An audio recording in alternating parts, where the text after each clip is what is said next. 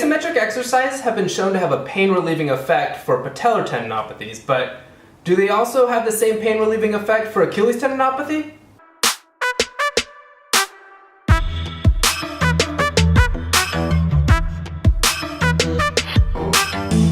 Isometric contractions have become the staple for treating tendinopathies.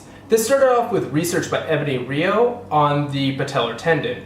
What she found, and her group found, was that heavy isometric contractions, so contractions of 70% of max, relieved the pain of patellar tendon issues after the exercise if they were held for 45 seconds. And so this protocol has been generalized to other tendinopathies. So whether that's a rotator cuff tendinopathy or an Achilles tendinopathy, generally the initial treatment for rehab purposes is an isometric hold held for somewhere between 30 to 45 seconds.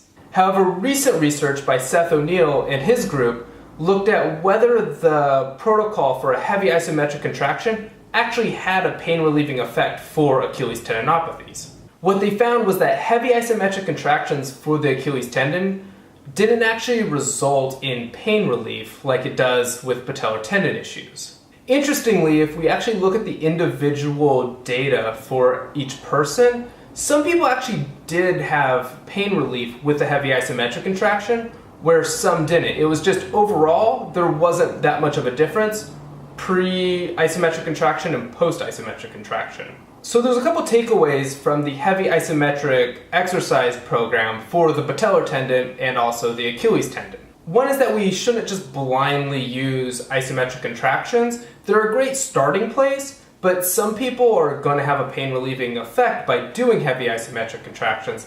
Some aren't. And so what's more important is that we actually look at the individual's response and see, does it actually decrease the pain, or are they better suited for a different exercise? Another takeaway is that even though patellar and Achilles tendinopathy are pain relating to the tendon, it doesn't mean that they're going to respond the same to loading in an exercise program. A patellar tendinopathy might do better initially with a heavy isometric contraction, whereas an Achilles tendinopathy might do better with either an eccentric program or a heavy slow resistance program. Both of those I've talked about specifically for the Achilles tendon, so I'll link that video in the description below.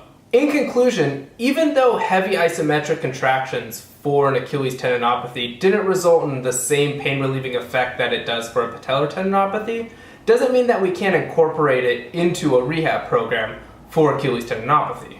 If that's the amount of load that an irritated Achilles tendon can tolerate, then we can start off with doing those isometric contractions and then gradually progress into either an eccentric loading program or a heavy slow resistance program. As there's not much downside to doing isometric contractions, it's just they're not as beneficial from a pain relieving effect.